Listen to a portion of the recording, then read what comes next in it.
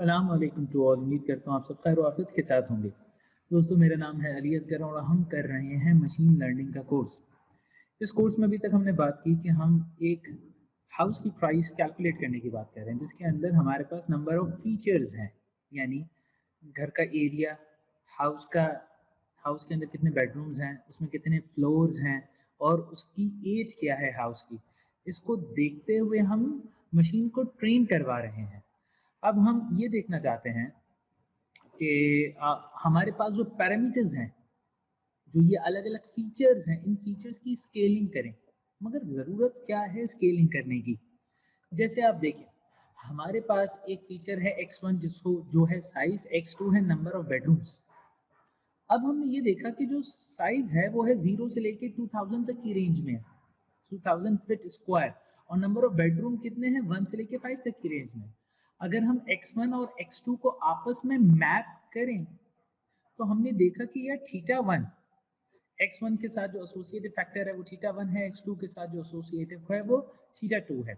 तो theta 1 and theta 2 के दरमियान अगर हम इसको मैप करें तो हमने ये देखा कि देखें, यहाँ पे हमारे पास 0 से स्केल चल के 2000 तक जा रही है, बट x2 जो है वो 1 से लेके 5 तक जा रहा है। इसका मतलब जो ये एक मैट्रिक्स जो प्लॉट बनेगा वो बहुत ज़्यादा नज़दीक होगा, एक दूसरे से स्क्वीज़ होगा। फिर हमने ये कहा कि इस चीज़ से बचने के लिए हम फीचर को स्केल कर दें, सिमिलर स्केलिंग कर दें। इसके लिए हमने कहा कि भाई x1 is equal to size feet square के अंदर उसको डिवाइड कर दे जो उसका मैक्सिमम है, which is 2000। Similarly x2 which is number of bedroom फला हाउस में कितने थे और उसको डिवाइड कर दे टोटल नंबर ऑफ बेडरूम से, जो मैक्सिमम नंबर ऑफ बेडरूम आपके पास हैं सारे घरों में। तो इनको डिवाइड करने के बाद हमारे पास x1 एंड x2 की रेंज आ गई। देखिए, x1 की रेंज होगी 0 से लेके 1 तक चलेगी, सिमिलरली x2 की रेंज 0 से लेके 1 तक चलेगी। हमने फीचर को स्केल कर दिया। अब इसके बाद जब हमने डेटा को प्लॉट किया तो हमने देखा कि अब जो पहले मैट्रिक्स जो पहले प्लॉट बन रहा था उसके मुकाबले ये प्लॉट बेहतर है।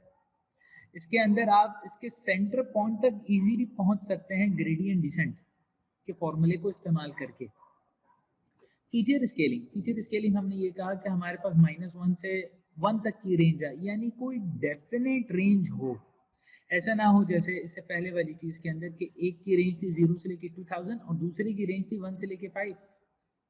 ऐसा ना हो, सिमिलर रेंजेस हो, 0 से -1 से लेके 1 तक भी हो सकता है, 0 से लेके एक 3 तक हो सकता है, -2 से लेके -2 से लेके 0.5 तक भी हो सकता है। बट -100 से लेके 1000, -100 से लेके +100 ये मुश्किल हो जाती है। इसको जब आप प्लॉट करते हैं और फिर इसका ग्रेडियंट डिसेंट निकालते हैं तो उसमें एरर के चांसेस बढ़ जाते हैं। हम नॉर्मल रेंजेस चाहते हैं जिसको प्लॉट करने के बाद कोई कंफ्यूजन ना रहे। मीन नॉर्मलाइजेशन, ये मैटलैब पे आपको फंक्शन भी मिल जाएगा मीन नॉर्मलाइजेशन का। इसका फॉर्मूला है ये, x is equal to x1 minus mu dividing by s. Mu is average value of x1 in training set, and s1 is a range maximum minus minimum for standard deviation. अगर हम किसकी बात करें, हम area की बात करें, x1 जो पैरामीटर था हमारा वो एरिया को रिप्रेजेंट करता था। तो area is equal to size, जिस घर की आप बात कर रहे हैं, माइनस एवरेज, यानी अगर आपने 100 घर बेचे हैं, 100 घर का जो एवरेज एरिया निकला था वो था 1000, डिवाइड बाय जो रेंज है, यानी आपने जो घर बेचा था उस जो हाईएस्ट वैल्यू थी वो कितनी थी, 0 से लेके 2000 की रेंज में घर थे, तो इसकी range I 2000 minus 0 which is 2000। Similarly x2 is for bedrooms, average number of bedroom 2 थे और इसकी रेंज कितनी थी, देखिए रेंज कितनी थी, 1 से लेके 5 कमरे थे ना, तो 5 में से 1 निकालेंगे तो ये 5 नहीं लिखेंगे, यहाँ पे 4 लिखा जाएगा। और यहाँ पे जिस घर के अंदर जिस घर की आप बात कर रहे हो उसमें बेडरूम्स कितने हैं वो ये चीज़ यहाँ पे रिप्रेजेंट कर रहा है। तो x1 x2 की रेंज आ गई आपके पास ये। इस रेंज को फिर आप प्लॉट करें और प्लॉट करेंगे तो आपके पास इसी तरीके का ग्राफ बनेगा। तो इस तरीके से आप इसकी रेंजेस निकालेंगे x1 की एंड x2 की। अब gradient descent in practice to learning rate alpha की बात कर रहे हैं। ग्रेडियंट डिसेंट में ये जो वेरिएबल है अल्फा, ये बताता है लर्निंग रेट को, और इसकी सही वैल्यू चूज करना इम्पॉर्टेंट है। इसकी सही वैल्यू चूज करने का कोई फिक्स फॉर्मूला नहीं है, जैसे like Newton formula F is equal to ma, नहीं, ऐसा कोई फॉर्मूला नहीं है। आपको आइटरेशंस करनी पड़ेंगी और देखना पड़ेगा कि क्या कॉस्ट फंक्शन का आंसर कम हो रहा है कि नहीं। कॉस्ट फंक्शन जितना मिनिमम हो उतना अच्छा। हमने आइटरेशन करनी स्टार्ट की 0 से लेके 400 तक, 0 से लेके 100 तक आइटरेशन गए, तो हमने ये नोट किया कि यार जो कॉस्ट फंक्शन है, ये कॉस्ट फंक्शन आहिस्ते आहिस्ते कम हुआ, 100 तक आया। फिर जब हमने आइटरेशन बढ़ाई 200 हुई तो कॉस्ट फंक्शन और कम हुआ, 300 पे और कम हुआ, फिर 400 पे स्टैटिक हो गया। इसका मतलब हमारे पास 300 टू 400 पे कोई ज़्यादा चेंज नहीं आया, तो हम 300 के डेटा को भी ले सकते हैं।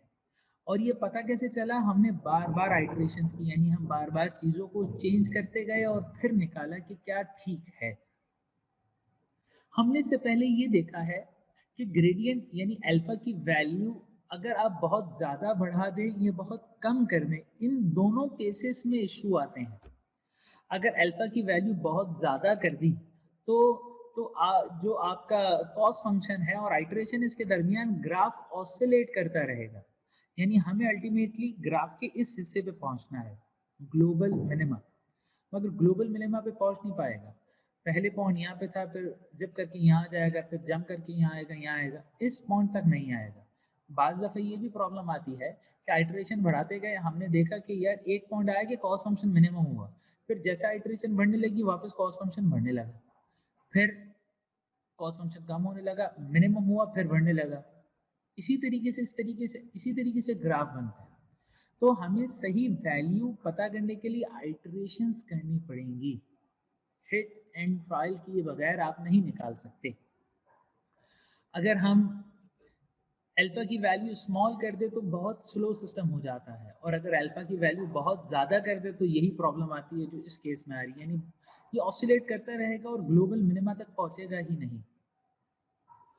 ट्राई करें चूज अल्फा की वैल्यू कैसे, 0.001 लिया, फिर 0.01, फिर 1, फिर 0.1, फिर 1।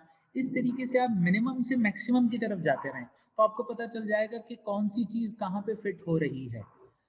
वैसे ही आप इसके मल्टीपल्स भी इस्तेमाल कर सकते हैं, यानी 0.001 को मल्टीप्लाई बाय 3 किया तो आपने एक दूसरी सीरीज बना दी 0.003, फिर 0.01 को 3 से मल्टीप्लाई कर दिया तो इट्स बिकम 0.03, फिर 0.1 को 3 से मल्टीप्लाई कर दिया तो इट्स बिकम 0.3। इस तरीके से आपने अल्फा की वैल्यू बार बार रख के देखनी पड़ेगी। ठीक है दोस्त, उम्मीद करता हूँ आपको ये मेरा लेक्चर समझ आया होगा। नेक्स्ट लेक्चर में हम बात करेंगे फीचर्स एंड पॉलिनोमियल रिग्रेशन की। Thank you very much.